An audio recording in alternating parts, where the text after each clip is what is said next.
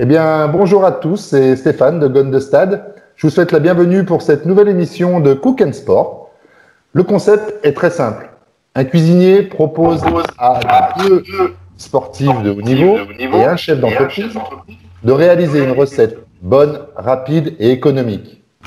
On sait que les liens sont évidents entre l'entreprise, le sport et la gastronomie. Donc, qui de mieux pour en parler que nos invités? J'appelle en premier notre chef de cérémonie qui a gagné Masterchef en 2013. Il possède son restaurant dans le 6e arrondissement qui s'appelle L'Inattendu. J'accueille Marc Boissieu. Salut Marco. Salut Steph. La forme? Écoute, super bien. Prêt à passer un bon moment en ta compagnie avec tes invités. Alors, écoute, je te remercie en tout cas. Et puis, écoute, j'espère que les élèves seront bons. Notre premier sportif, il a encaissé pas mal de coups sur le terrain. Il traîne sûrement quelques casseroles. Il est champion de Pro D2 en 2012-2013. Il monte l'année suivante en top 14, donc en 2014. Il a entraîné, il nous expliquera tout ça. Il met fin à sa carrière et il devient chef d'entreprise. J'accueille Salim Tebani. Salut Salim. Comment allez-vous? Ça va et toi? Écoute, impeccable, impatient de la cuisine. Ouais, il paraît que c'est ton deuxième métier en plus. Et en plus, tu vois, c'est ça, vous allez vous régaler. Vous régaler. En plus, il va y avoir une ambiance assez sympathique. Les autres invités, je ne les connais pas trop, donc j'espère qu'ils vont être... Bon, écoute, je vais te présenter notre chef d'entreprise. Lui, il a une société qui s'appelle JNX Propreté Service. Il est basé à Écully et j'accueille Julien Bataillon. Bonjour. Bonjour tout le monde. Salut Julien. Ça va? Ça va et toi? Ouais, impeccable. Nickel. Bon. Ravi d'être là. Écoute, on est ravis de t'accueillir aussi. On va accueillir notre dernier sportif. Alors lui, il est plutôt ballon rond. Il est 7 fois champion de France avec l'OL, une Coupe de France, une Coupe de la Ligue, 4 trophées des champions, 49 sélections en équipe de France, finaliste de la Coupe du Monde en 2006, une Coupe des Confédérations. J'accueille Monsieur Sidney Govou. Oh.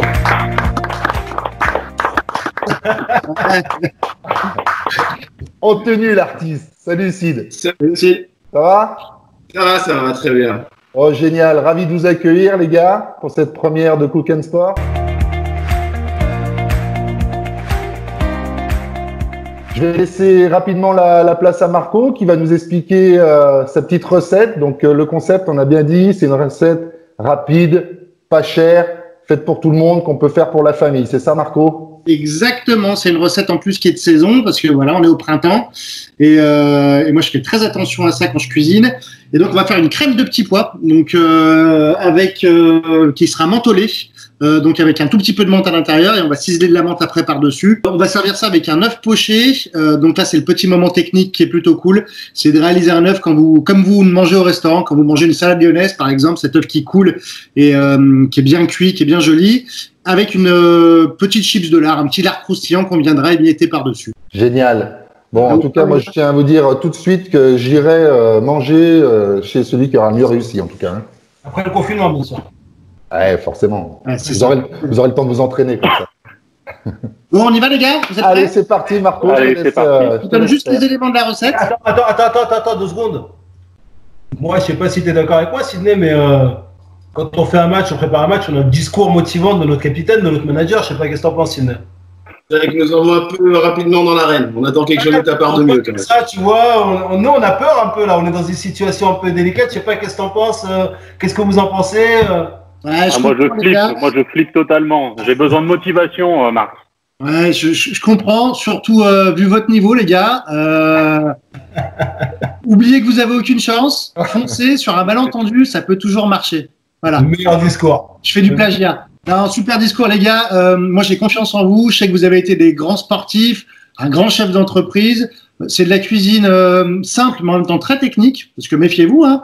Y a quand même 2-3 petites phases techniques. Mais la technique, ça vous parle. Donc, on y va. On jongle avec les petits pois et feu en cuisine. Bonne chance à tous. Donc, pour la recette, 250 grammes de petits pois frais. Donc ici, donc les petits pois frais, on est en pleine saison, on en trouve de partout, normalement. Donc les petits pois, on va les plonger dans de l'eau chaude. dans laquelle on aura mis 2 bouillons de volaille. Donc on a un litre d'eau dans cette casserole ici. On va porter à ébullition. Casserole, 1 litre d'eau, 2 petits cubes de bouillon de volaille. Comme à la maison. Pendant ce temps-là, Julien, tu peux te présenter ton entreprise? Moi, c'est Julien Bataillon. Je suis co-gérant avec mon associé Xavier de la société GNX Propreté Service. Donc, une société qui propose pour les entreprises, les collectivités, les syndics de copro, des prestations de nettoyage. Et donc, c'est une société qui est assez jeune puisqu'elle a 1 an. Mais néanmoins, nous, on a plusieurs années d'expérience dans le domaine. Moi, ça fait plus de 12 ans que je suis dans le secteur. D'accord. Et puis, il y a 1 an, j'ai eu envie de voler de mes propres ailes, voilà. Ouais, tu arrives à t'occuper quand même pendant ce confinement? J'arrive à m'occuper, j'ai quelques demandes. Là, on va rentrer dans des phases de désinfection, notamment. Ouais. Les gens, où les entreprises qui redémarrent ont besoin de désinfecter leurs locaux. Les écoles aussi, les centres aérés, les choses comme ça. Voilà, les crèches aussi qui vont sans doute redémarrer bientôt. Et donc, nous, on est toujours là, on est toujours prêts. Et donc, tu fais que du B2B, hein, ce qu'on appelle qu'avec les professionnels? Qu'avec les professionnels, oui, pas chez les particuliers. D'accord. Et ton rayon d'action? C'est le Rhône, le 69. D'accord. J'ai un petit peu dans le 38, mais ça reste collé au 69. Les salariés, vous êtes plusieurs en entreprise? Alors, on est une dizaine, ce qui est déjà pas mal en 1 an. Bon, tu n'hésites pas à poser des questions aux gens qui t'entourent aujourd'hui, c'est le principe. Oui. Je crois que t'aimes un peu le sport? J'aime beaucoup le sport et notamment plus particulièrement le football. Je m'en vais, hein. Allez. Non, salut, je respecte les rugbyman, c'est un très très beau sport. Quand tu dis sport, tu peux pas mettre football à côté, c'est pas possible. C'est hobby, passion. Oui, voilà, hobby. Je savais que j'allais me faire tacler direct. Pas du tout. Au moins c'est fait. Voilà. Il ne tacle pas, lui, il plaque direct. Hein. Ouais. Donc, oui, grand fan de foot et plus particulièrement donc aussi de l'OL, parce que je suis lyonnais, supporter depuis toujours. Donc, ravi en plus qu'il y ait Sydney avec nous. Voilà, où j'ai vu les belles années qu'il a fournies à l'Olympique Lyonnais. La belle décennie avec les 7 titres, voilà, il nous a fait rêver, Sydney. Il nous a fait rêver. Bravo. Merci. Moi, j'ai une question par rapport au déconfinement. Tu as dit que tu allais intervenir dans des lieux privés. Oui. Ça va consister en quoi exactement? Parce qu'on entend un peu tout et n'importe quoi à la télé, que c'était efficace, pas efficace, et qu'il fallait le faire, même si on ne savait pas si c'était vraiment efficace. Vous intervenir de quelle manière exactement? Décris-nous un petit peu. De toute façon, on intervient avec les EPI, donc combinaison, masque, gants obligatoires dans ces conditions-là. Ensuite, au niveau des désinfectants, il y a 2 choses. Il y a soit des produits qui sont normés, qui avaient tué le virus H1N1, qui sont préconisés pour le moment pour ce virus-là. Bon, on ne sait pas encore si c'est vraiment efficace, mais c'est ce qui est préconisé dans les protocoles. Et il y a aussi la javel. Est-ce que votre bouillon de volaille bout, les gars? Non, pas encore. Non. Ce qu'on va faire dans notre casserole, on va récupérer 200 ml de crème. Donc ça, c'est dans les ingrédients. On va mettre dans une casserole et on va y plonger quelques feuilles de menthe. Hop. Vous voyez? Donc j'ai ma crème que j'ai mis dans ma casserole avec la menthe. Et ça, pareil, on va y faire chauffer et on va laisser infuser. Comme ça, la menthe va donner son goût à la crème. Je salive d'avance, là, déjà. J'espère bien. Et toi, en plus, tu pourras pas goûter. Eh non. Ouais. Je vais peut-être le proposer en plat emporté à l'inattendu. On verra. Et la menthe, on met juste les feuilles comme ça? Si, moi je mets tout, je mets les branches, je mets tout. Quand je fais infuser, en fait, je mets tout, moi. Ok. Quand je cisèle pour manger, parce qu'effectivement, les branches, on les mange pas, mais par contre, quand on veut le goût, la branche a énormément de goût. Donc même quand j'utilise mon basilic, ma coriandre, ma menthe, mon persil, je mets souvent ce qu'on appelle les queues. Et ce qu'on va faire, une fois que c'est un peu chaud, on va rajouter un peu de sel. Pourquoi? Parce que le sel, c'est un exhausteur de goût. Et ça va permettre justement que la menthe infuse vraiment dans la crème. Voilà, donc moi c'est à ébullition. Donc une fois que c'est à ébullition, je stoppe le feu. Hein, voilà, ça a bien bouilli. Et par contre, on a peut-être une différence chez les gens. Il y en a peut-être qui ont des plaques à induction, d'autres au gaz. Peut-être un conseil à donner par rapport à ça? Tout est bien. Moi, j'ai l'induction ici à la maison. Au début, j'avais beaucoup de mal parce que j'ai l'habitude de cuisiner au gaz, notamment au restaurant. Et en fait, c'est hyper pratique l'induction parce qu'en termes d'entretien de nettoyage, c'est vraiment génial. Ça crée pas de chaleur. C'est hyper rapide. Moi, c'est déjà à l'ébullition, tu vois, en l'espace de, il faut quoi, 10-20 secondes. Donc, c'est vraiment, vraiment super bien. Par contre, c'est hyper fragile. J'ai un petit morceau de ma plaque. Faut venir. Voilà. Mais non, ouais, moi j'aime bien. J'envisage peut-être un jour dans mon resto d'investir dans de l'induction parce que c'est vraiment en termes d'entretien et puis surtout l'été quoi. L'été, nous on a une toute petite cuisine, il fait vite 55 degrés quoi. Avec l'induction, ça crée pas de chaleur. Donc du coup, tu restes quand même à des températures vachement plus constantes. Voilà. Je comprends pas que tu sois pas en forme avec t'as un sauna au boulot et t'es pas en forme. L'été, je suis comme ça, hein. Vivement l'été alors. Ouais. Moi, je suis au gaz, c'est plus long. Ah, t'es au gaz, c'est plus long, ouais. Ça va vite, hein. Ah ouais, par contre, la cuisson à la flamme, c'est sympa parce que tu peux faire sauter ce que tu peux pas faire quand tu fais de l'induction, quoi. On a dit que la recette, Marco, c'est pour combien de personnes? Pour 4. Pour 4. D'ailleurs, tu vas réussir à me faire manger des petits pois. Pour info, tous les ingrédients que j'ai pris, je crois que c'est la première fois de ma vie que je les achète, sauf le sel et les œufs. Tu cuisines pas habituellement, Julien? Pas du tout. Pas du tout. Non, je cuisine pas. Je suis adepte de la malbouffe, des snacks, des restos. Les restos, c'est très bien. C'est une très bonne chose. Les restos, c'est très bien, mais ça prend un peu plus de temps. En général, je bouffe rapide. Ouais, bah ouais. Facile. Justement, la transition est bonne, Julien, parce que tu parles de malbouffe ou pas, enfin en tout cas de resto.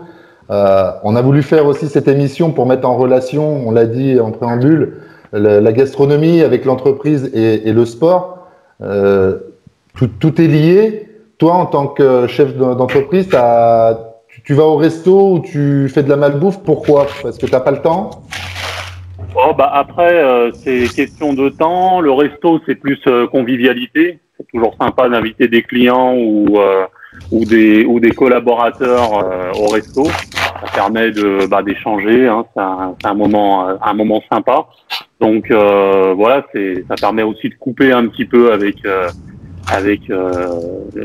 notre quotidien. Enfin le boulot dans la journée. C'est voilà.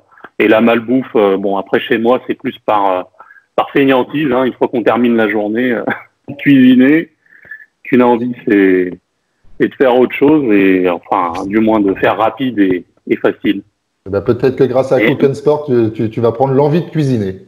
Mais justement, je suis ravi, c'est pour ça que... Et puis c'est un vrai défi là pour moi, du coup. Pardon, chef. Ouais. Les petits pois, faut les mettre quand ça bout, c'est ça? Exactement.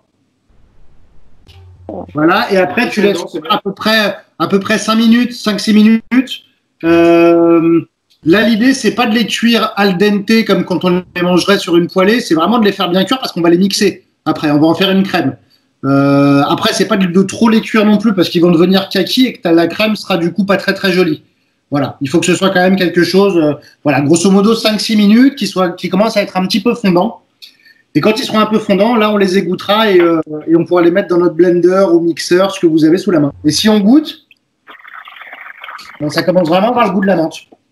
Il y a de l'activité, hein, c'est génial. Ah ouais, il faut te concentrer. Hein. Si t'aimes pas le sel, Sid, moi je serais toi, j'en remettrais. J'ai été léger, il m'a dit léger. Tu sales beaucoup, Sid? T'as la main lourde sur le sel? T'as la main lourde sur le sel? J'ai tendance même à manger, avant de manger, de saler. Ah ouais? C'est pas vrai, c'est pas bien, je sais, mais bon. Excusez-moi, chef. Je vous ai coupé. Dis-moi, Julien, par rapport à cette période qui est un peu particulière et assez bizarre pour tout le monde, toutes les entreprises, toi, en tant que chef d'entreprise, comment tu arrives à motiver tes collaborateurs, tes managers? Comment tu arrives à leur donner un peu de motivation pendant cette période pour qu'ils arrivent à revenir plein capot à la reprise?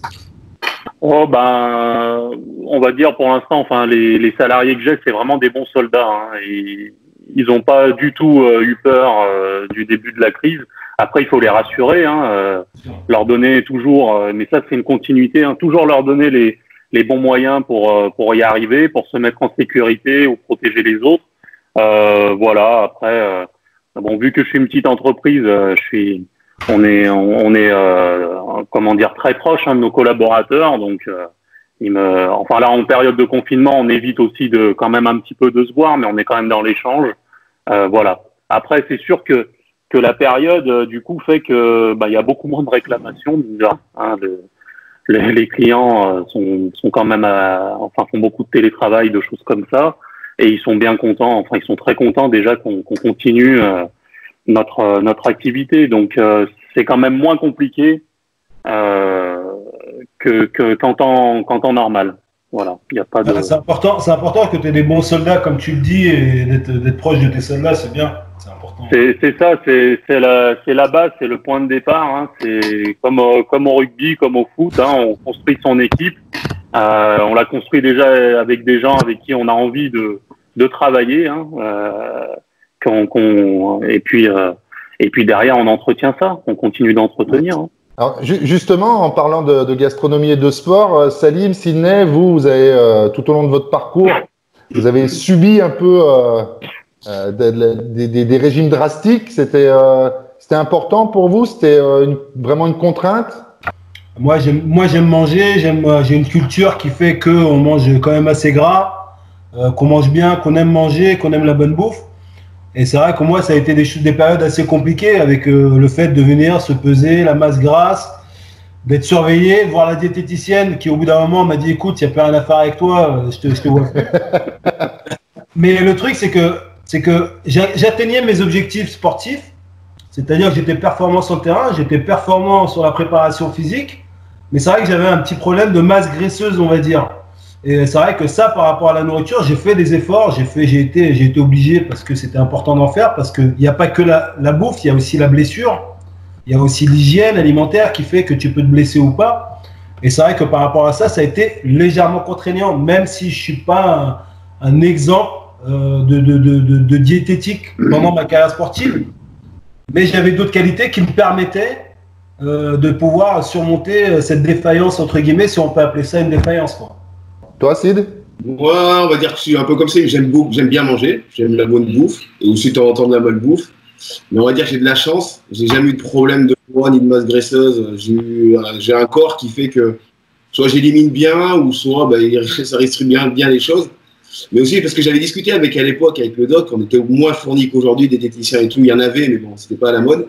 Ouais. Et il m'a toujours dit, tu peux manger de tout, mais il faut pas exagérer sur certaines choses. C'est quantité. Tu manges de tout, c'est la base, faut pas te priver. Tu peux manger de tout, mais il faut le manger de belle manière. Donc c'est ce que j'ai fait tout au long de ma carrière. D'accord, j'ai compris d'où ça vient. Après, Sydney, je sais pas si tu es d'accord avec moi, mais la nourriture, c'est clair que c'est important quand tu es sportif de haut niveau, mais de se faire plaisir psychologiquement, c'est capital aussi. Moi, ça m'est arrivé, ouais. C'est peut-être exagéré ce que j'ai fait, mais il y a un moment, j'ai eu envie d'un kebab.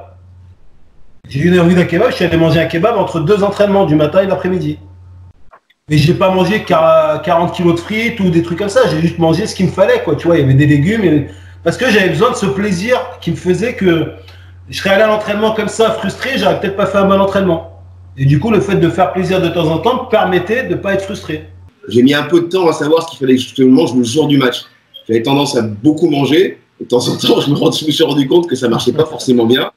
J'ai testé les pâtes à 7h à la collation, ça marchait pas. Du coup, un jour, avec l'expérience et l'âge, j'ai compris mon rythme, ce qu'il me fallait, comment il fallait que je mange, ce qu'il fallait que je mange. Mais dans la semaine, il n'y avait pas forcément de privation. Donc là, vous égouttez vos petits pois, vous les mettez dans votre mixeur. Nous, ce qu'on va faire, on va rajouter dans le blender 2 louches à peu près de bouillon de volaille. Et on va commencer à mixer tout doucement. Sydney, arrête de faire ton premier de la classe un peu là. Ouais. T'inquiète pas. Et on rajoute au fur et à mesure un petit peu de bouillon. On rajoute du bouillon au fur et à mesure pour bien mixer. Voilà. Et en fait, l'idée, c'est d'avoir quelque chose, vous voyez, qui est comme ça, qui est plutôt lisse. Hein. Et on va venir terminer après avec la crème fraîche qui va nous apporter encore un peu de liquide et qui va lier tout ça. Par contre, si c'est trop liquide, comment ça se fait? Si c'est trop liquide, c'est pas grave, c'est jamais trop liquide, ça fait une petite souplette. Ouais, c'est encore. Remets un petit peu de bouillon. Ok. Une petite louche de bouillon et après on mettra la crème. Donc on passe notre crème, toute la crème on met? Ouais, tu mets toute la crème, tu remets un coup de mixeur et la crème de petit pois elle est terminée. Goûtez avec une petite cuillère, une cuillère à soupe et vous rectifiez l'assaisonnement à votre convenance. On voit la concentration, on se croirait avant un match. Hein. Le bouillon de volaille qui reste, dans lequel on a fait cuire les petits pois, vous pouvez très bien vous en servir pour faire cuire des pâtes ou du riz. Tu vas mettre ça dans une assiette creuse, on va venir mettre l'œuf par-dessus, donc il va flotter un petit peu. Tu vas saupoudrer avec ton lard et en fait, au final, tu auras une sorte de velouté de petits pois. L'idée, là, si tu veux le rendre un peu comment dire, un peu plus épais. Un peu plus épais, il faudra rajouter de la pomme de terre. Donc, c'est un peu dommage. Là, ce qui est bien, c'est que tu vas avoir un truc sympa avec le petit pois. Si tu es encore une fois perfectionniste, tu peux là, ton velouté maintenant, le passer au chinois, tous les pots de petits pois qui vont partir. Et donc, du coup, tu auras vraiment quelque chose de hyper lisse. Voilà. Donc, si tu travailles dans un gaz, dans un étoilé, tu vas le passer au chinois. Si tu es comme toi et moi, tu le manges comme ça. Donc là, le velouté, vous pouvez ce qu'on appelle le réserver, c'est-à-dire vous le laissez de côté. Si vous avez un appareil comme le mien, il réchauffe, donc vous le laissez dedans. Voilà. Sinon, vous versez dans une casserole et on le remettra en température. On le réchauffera au moment de dresser les assiettes. Il faut rappeler une chose pour les gens qui nous regardent et qui ne le savent peut-être pas. Marco, à la base, c'est pas ton métier, cuisinier. Tout à fait. Moi, je suis un reconverti. J'étais infirmier avant. Et d'ailleurs, ce qui se passe en ce moment, et notamment le travail de tous les personnels soignants dans les hôpitaux, mérite d'être salué. Donc, on leur fait un coucou et vraiment on leur dit merci pour tout ce qu'ils font pour nous en ce moment. Donc, les collègues, les anciens collègues. Donc, effectivement, ouais, je suis un ancien. Je suis un ancien de la maison. Et j'avais une petite question, moi, les gars du sport. Il y a pas mal de sportifs quand même qui sont reconvertis après leur carrière dans les métiers de la restauration, de l'hôtellerie. Est-ce que c'est quelque chose qui vous a traversé l'esprit à tous les deux? Alors, moi, non. Pour une raison, je trouve que c'est trop compliqué.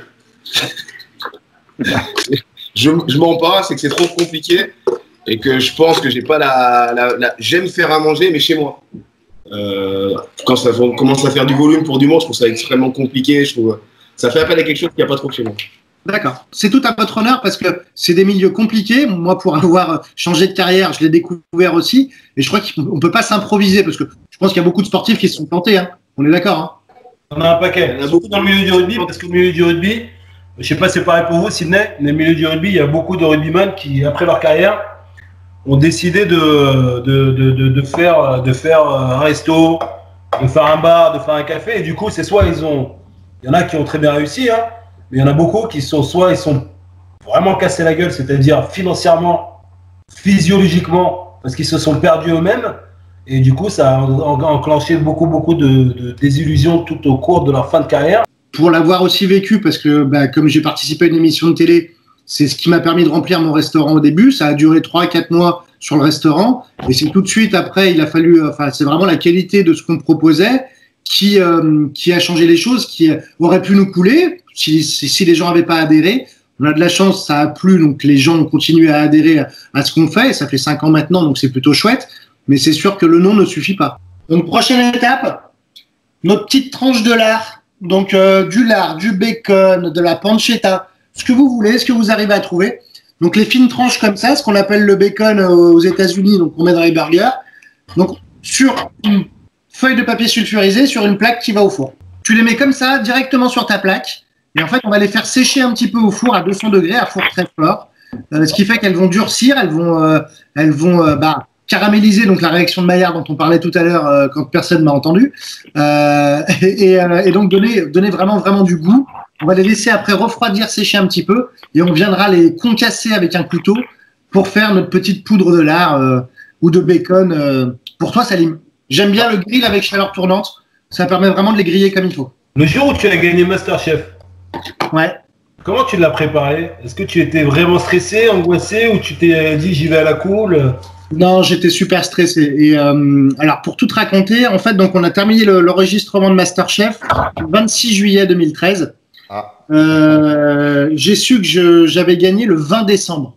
Ah ouais. Je peux t'assurer que les 5 mois qui passent là, tu passes par tous les états parce qu'en fait, eux se font un malin plaisir de donner des infos par la presse, sur les réseaux sociaux, pour que tu crois un jour que tu as gagné, un jour que tu n'as pas gagné, un jour que... Voilà, jusqu'au jour J où, je te promets, c'est une anecdote réelle, on était donc avec ma famille, j'avais le droit d'inviter 3 personnes de ma famille, donc j'ai invité ma maman, ma sœur et mon frère. On était avec Béa et on avait emmené aussi Thomas qui avait 4 ans à l'époque, mon fils aîné. Et on était dans une petite loge, donc tous ensemble, tous les membres de la famille, et ils nous ont passé à un moment donné, l'écran s'est allumé dans la loge, on n'a pas compris, et c'était les répétitions pour la finale du soir. Et en fait, c'était un gars qui avait pris ma place. Il y avait le jury qui était là, qui répétait pour le soir le moment du verdict. Et là, au moment du verdict, ils disent interview. Bah alors, ça fait quoi d'avoir gagné? Et ils coupent le son et tout le monde lit sur les lèvres Marie-Hélène, la finaliste qui était avec moi. Et dans la loge, il y a eu un silence de plomb. Tout le monde, mais regardez ses pieds. Personne n'a osé me regarder à ce moment-là. Je me suis levé, j'ai dit, hey les gars, c'est pas grave. Je suis allé jusque-là, c'est déjà bien. Donc en fait, moi, je suis rentré dans le studio le soir pensant que j'avais perdu. Mais t'as toujours, tu sais, cet espoir à la con, même quand quand t'es au foot ou t'es mené 3-0 à la 90e, tu te dis, on peut marquer 3 buts sur les 4 minutes d'arrêt de jeu, alors que tu peux pas. Mais tu sais, t'as toujours cet espoir-là, c'est ce qui m'a fait tenir. Et quand on m'a dit que j'ai gagné, bah, du coup, ma joie a été décuplée. Ouais. Et j'ai demandé au producteur, je lui ai dit, mais j'ai vu les répètes cet après-midi. Il fait, bah oui, c'est fait exprès.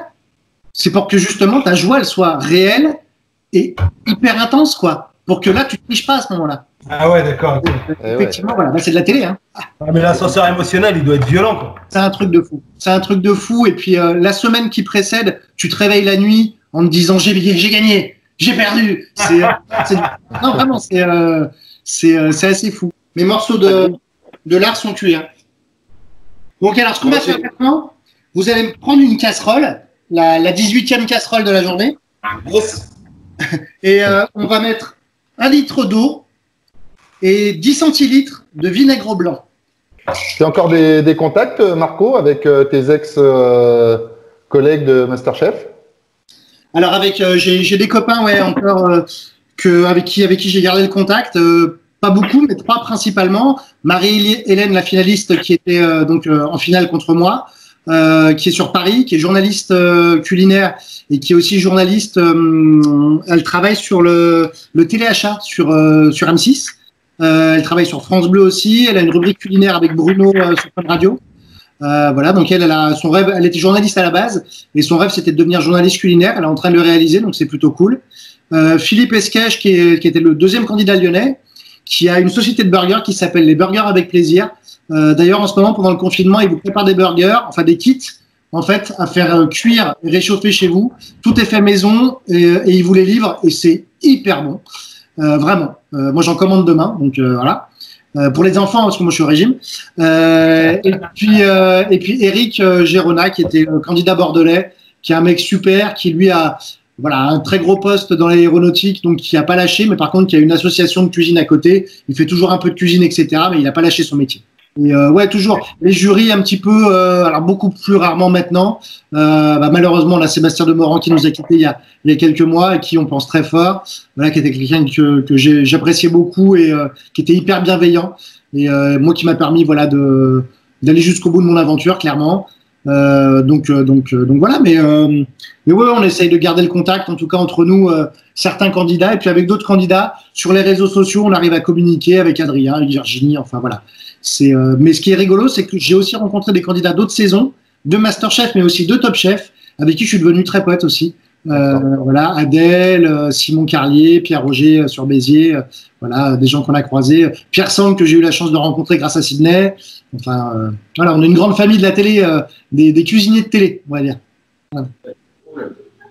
Il faut faire quoi avec le vinaigre? Il faut le mettre dans l'eau? Ouais, tu mets dans l'eau et tu portes à ébullition et on va descendre à frémissement. Pour Sydney, j'avais une question. J'ai vu il y a pas si longtemps sur une interview que tu as fait à All Night System où tu parlais un peu de comment ça s'appelle, des gauchers qui jouaient à droite et des droitiers qui jouaient à gauche. Et toi, voilà les gars. Voilà la nouvelle génération. Et toi, dans ce système-là, est-ce que tu penses qu'en jouant aujourd'hui, tu te serais adapté à ça? Est-ce que tu aurais eu le même style de jeu? Comment tu aurais géré le truc en fait? Je vais te dire, j'ai joué à gauche de temps en temps, ça m'est arrivé. Je jouais à droite, à gauche. On alternait beaucoup. On avait des joueurs, on échangeait beaucoup. Je me retrouvais de temps en temps dans l'axe, de temps en temps à gauche, de temps en temps à droite. Mais ce que je regrette dans ce système-là, c'est que nous, on le faisait pour déstabiliser l'adversaire. Aujourd'hui, c'est fait, égoïstement parlant, pour marquer plus de buts, pour arrondir les stats. C'est là où ça me dérange. Si c'est fait pour déjouer l'adversaire, lui poser d'autres problèmes, quand il a un gaucher, qu'il est latéral gauche, il ne défend pas de la même manière, parce que voilà, etc. Quand il a un droitier, il faut qu'il fasse attention à l'intérieur. Ça me parle, c'est football. Aujourd'hui, c'est seulement, essentiellement, pour rentrer dans l'axe, pouvoir frapper et marquer, donc de la stat, ça me dérange. Alors les gars, donc moi j'ai mon eau qui a un frémissement ici. Donc un frémissement, ça veut dire juste des petites bulles. Donc je la conserve bien comme ça. Pas d'ébullition. Quand on cuit un œuf poché, on ne fait pas d'ébullition. Je vais prendre un petit ramequin à côté et je vais casser mon œuf. Dans mon ramequin, pour une simple et bonne raison, c'est que ça va me permettre de ne pas avoir de coquille déjà, directement, et puis de verser mon œuf là où j'ai envie de le verser. Avec la cuillère, on va venir faire un tourbillon au centre de la casserole. Vraiment ce mouvement de tourbillon. Et là, on va venir déposer notre œuf au centre du tourbillon. Ce qui fait qu'en fait, le blanc va venir autour de notre œuf. Et on va cuire maintenant 2 minutes 30. Voilà, tu fais le tourbillon et tu viens verser au milieu de ton tourbillon. Ce qui fait que ton blanc va venir s'enrouler autour de ton jaune, en fait. Ah, c'est technique, hein. Ouais, c'est hyper technique. La cuisson des œufs, c'est quelque chose de très technique. Quasiment chaque finale de meilleur ouvrier de France, tu as une épreuve sur les œufs. Ça peut être l'omelette blanche, ça peut être l'œuf mollet frit, ça peut être un œuf poché, meurette. Enfin voilà, c'est vraiment. Et après, tu le laisses cuire combien de temps? 2 minutes 30. Et votre plat préféré, les gars, c'est quoi? Je pense que j'en ai pas. Ce qui me vient en tête, c'était la cuisine de ma mère quand j'étais plus petit. Et des trucs que j'aimerais bien refaire, tu vois. Mais sinon, j'ai pas vraiment un plat préféré, je crois. Pour les œufs, là, tu fais tourner comment? Bah en fait, Avec ton doigt, vas-y, avec ton doigt. Tu fais vraiment un tourbillon comme ça. Hop. Ouais, je vais. On a notre œuf poché qui est prêt. Ah, magnifique. Ah, pas mal, Sidney, ça a l'air pas mal. En fait, si vous aviez des assiettes de couleur, on verrait vachement bien. Avec le petit pois, on verra bien, tu verras. Avec le petit pois, on verra bien. Donc moi, j'ai commencé mon dressage, les gars. Donc j'ai versé mon petit pois dans mon assiette creuse. Et après, on place l'œuf au centre. D'accord, il y est. Mon lard, je l'ai concassé avec un couteau. Ouais. Donc on fait ça. Cette petite lard, là. Voilà. Donc ça, je vais venir. Je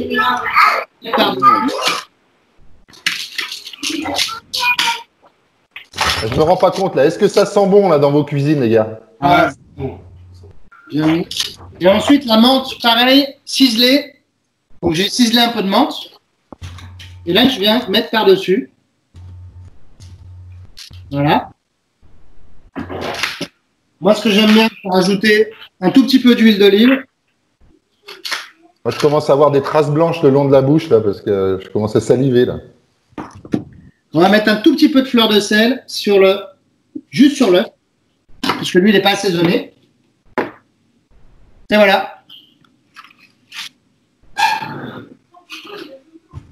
Oh bah. Voilà. Magnifique. Bon appétit. Il faut aussi savoir faire des maths en cuisine. Hein. Ouais, mais c'est hyper important. Ça, c'est. On dirait pas, mais alors on fait des maths tout le temps. Ouais. Tout le temps. Pour les recettes, les trucs. Et ouais, c'est tout le temps. Pour l'argent aussi, tout le temps. Bon, en ce moment, ça va très vite. Ah voilà, là. J'arrête pas, là, je calcule. Combien je perds? Alors, combien je perds? Ah, ça y est, c'est fini? C'est fini. Ah ouais. Et fidèle. Parfait. Ah. Est-ce que ça te plaît, Sid? Est-ce que ça te fait envie? Comme il a dit tout à l'heure, je ne mangeais pas de petits pois. Ouais. Mais quand je goûte, c'est trop bon. C'est trop bon. Génial. Comme ça, c'est trop bon. Eh bien, Ouais. Ah là là, on a vraiment des chefs. Hein. le test ultime, parce que c'est quand vous allez le manger, c'est vous allez découper l'œuf et si ça coule bien jaune, c'est que votre œuf il est parfait. Voilà. Comment comment on invente une recette? Ça m'a toujours fasciné. On n'invente pas de recette. Aujourd'hui, tout a été fait. Et en fait, juste, on vient s'approprier une recette existante, mais en la mettant à sa sauce. Tu vois, en se disant, bah tiens, moi, telle recette de lui, bah, au lieu de la faire exactement comme lui, bah, cet élément-là, je vais le remplacer par ça parce que je trouve que ça collera plus à ce que j'aime manger. Et en fait, c'est ça. Le truc, c'est de te dire, le mec qui aujourd'hui dit j'invente une recette, il n'y en a plus beaucoup. Salim, une anecdote? Bien sûr, ça a été le titre Champion de France Junior et avec Oyonnax. Mais un moment fort dans ma carrière, ça a été d'aller gagner à Gerland. Gerland, pour moi, c'était. J'allais voir les matchs à Sydney, pour lui, c'était un jardin, quoi. Mais pour nous, c'était quelque chose d'exceptionnel. Et on avait. Et c'était la première, non? C'est pas ça? C'était la première du club? Deuxième? On avait fait 36 000 personnes un dimanche après-midi. Le Loup jouait leur titre. Nous, au Oyonnax, on n'avait plus rien à gagner. Moi, j'ai joué au Loup avant. Et du coup, ça a été quelque chose de très fort d'avoir gagné 19-18 là-bas à Gerland avec une équipe amoindrie. Et ça a été quelque chose de très fort. Après, des anecdotes avec Raphaël Poulain, Pierre Abadan, il y en a plein, mais c'est entre nous. Salim, un truc qui aurait un rapport avec la bouffe, je sais pas, dans les vestiaires, un truc, je sais pas, peut-être vous vous chambriez avec les potes sur de la bouffe ou un bon resto que vous auriez fait ou On faisait souvent des bonnes gamelles et ça, on le faisait, on se donnait des rendez-vous avec les avants, mais les trois quarts, ils n'étaient pas au courant, donc on allait bouffer qu'entre avant. On réservait un resto, on allait bouffer qu'entre avant, et là, c'était la Mongolie parce qu'on aime beaucoup manger. Mais après, c'est vrai que les repas, tout ça, c'est vrai que ça a toujours été quelque chose de très convivial, très, très important dans le milieu du rugby. De se retrouver, de manger ensemble, de passer un bon moment ensemble, à bouffer une bonne viande ou un poisson, ou peu importe, et passer du temps en dehors du rugby pour essayer de s'élever. Et on se rend compte que ces moments-là, tu parles de cuisine, c'est intéressant, parce que tu te rends compte que ces moments-là sont importants pour ressouder les liens d'un groupe. Quand on était en difficulté ou qu'on n'était pas bien, moi j'ai souvent été un leader dans une équipe, j'appelais tous les mecs, je leur disais demain j'ai réservé un resto, on se retrouve tous au resto et on bouffe tous ensemble. On se retrouvait, on bouffait ensemble, et du coup on passait du bon moment, on pensait à autre chose.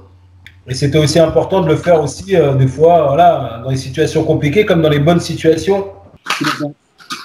Bah, c'est ce qu'on se disait, Marco, quand on préparait l'émission.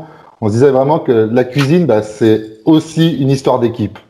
Ah ouais, c'est clairement une histoire d'équipe, c'est une histoire de famille, c'est une histoire de copains, c'est quelque chose qui nous rassemble à table, notamment en France, mais certainement ailleurs aussi. Je n'ai pas la prétention de connaître tous les pays du monde, mais je sais qu'en France, en tout cas, la table, c'est quelque chose d'hyper important. Et peut-être à Lyon en particulier, par contre, pour le coup, où vraiment l'assiette, ce qu'on mange, se retrouver autour d'un bon repas, c'est hyper important. Dans certaines cultures, Salim, toi, tu pourrais nous en parler plus facilement, on se retrouve par terre, assis autour d'une table à manger avec les mains et moi je l'ai vécu parce que vraiment étant né au Maroc, j'ai eu aussi ces expériences-là où tu te retrouves autour de la bouffe, je dirais dans le plus simple appareil quoi, où tu manges avec les doigts quoi. Et ça c'est fantastique je trouve. Manger tous dans la même assiette, c'est vrai que c'est quelque chose qu'on fait beaucoup en Algérie, surtout dans les mariages ou dans les grandes manifestations. Un plat, tu le poses. Et tout le monde est au même niveau, on est tous assis en tailleur par terre, et c'est un peu le point négatif pour moi, parce que j'ai du mal à m'asseoir en tailleur. Et eux, ils sont tous assis en tailleur, ils sont tous à l'aise. On parle de valeurs dans le sport, mais il y a des valeurs aussi dans la gastronomie. Hein. Là, en ce moment, avec le confinement, il y a beaucoup de chefs qui font à manger pour les soignants, pour leur apporter du réconfort. Et le premier moyen qu'on a trouvé pour apporter du réconfort aux soignants, c'est de les applaudir le soir à 20h. Ce qui est super, mais moi pour connaître des soignants, quand ils ont un bon truc à bouffer, ça leur apporte vachement plus de réconfort encore, tu vois, parce que c'est concret, parce qu'ils savent qu'il y a vraiment quelqu'un qui a pensé à eux en préparant un repas, et donc tu vois, la nourriture c'est vraiment ce truc, pour moi c'est hyper maternel, ça rappelle la maman, tu le disais tout à l'heure Sydney, hein. Moi la cuisine c'est ma maman, hein. C'est pas autre chose, tu vois. Bon, les copains, il va falloir qu'on se quitte parce que mes enfants ont faim. Bah, avant que tu partes, le site, comme ça, on te laisse aller avec les enfants. Juste avoir ton petit retour rapide sur cette expérience Cook and Sport. Et à refaire, absolument, mais de visu, tu vois, être à côté. Vraiment le vivre, vraiment être à côté de toi, faire le truc, te regarder, vraiment t'imiter, toi, ça me plairait vraiment. Du coup, j'ai envie de prendre des cours de cuisine. je sais que tu prends du plaisir si à cuisiner pour tes proches. Et ça, c'est vraiment un truc qui est génial. Moi, j'ai commencé comme ça. Puis aujourd'hui, tu vois, avec le confinement, depuis que je suis ici, je cuisine beaucoup pour mes enfants, du coup. Et putain, c'est vraiment cool. C'est vraiment cool. Tu l'as goûté, Julien? Ah oui, je l'ai goûté pendant que après le mix, ouais, c'était bon. C'était bon. Par contre, j'ai loupé l'œuf, hein, il est pas coulant. Hein. Ça arrive. On te laisse, Sid, merci. Et puis à bientôt. Ciao, Sid. À bientôt. Ciao. Salim, pareil, je voudrais, avant qu'on se quitte quand même, on se quittera tous en même temps, c'est d'avoir votre retour quand même sur cette petite expérience. Ouais, c'est une expérience assez sympathique, comme ça en visio, c'est très sympa. C'est vrai qu'on mêle le sport Là, le sport, c'est pas physique, donc c'est différent. Mais sinon, comme ça, amener des sportifs avec la cuisine, c'est quelque chose qui est très intéressant. Nous, les sportifs, on est tout le temps... on a toujours des personnes du monde de la cuisine autour de nous. Et les gens de la cuisine ont toujours des personnes autour du sport autour d'elles. Donc, ce milieu est fait pour travailler. Pour créer des choses comme ça ensemble. C'est vrai. Et toi, Julien, cette première expérience? Eh ben, écoute, j'ai rien fait cramer. Il y a beaucoup de choses à nettoyer, du coup. Mais super expérience, très sympa. J'étais déjà, sur le papier, le concept était très intéressant et en réalité encore plus. Donc voilà, un beau moment de partage. Bon, en tout cas, les gars, merci chef. Avec grand plaisir. Moi, c'était cool aussi d'avoir des bons élèves parce que franchement, ils ont fait des jolies assiettes et ils se régalent à la fin. Ça veut dire qu'ils ont tout compris. Donc. Bon, on a pu prouver que le sport, la gastronomie et l'entreprise pouvaient s'entendre, qu'on a plein de points en commun, plein de choses à se dire. Merci à vous les gars, merci pour tout. Merci. Bonne dégustation, régalez-vous, régalez vos familles et faites attention, restez chez vous. Et à très vite. Et bon courage. À bientôt. Allez, à bientôt. Au revoir. Bien.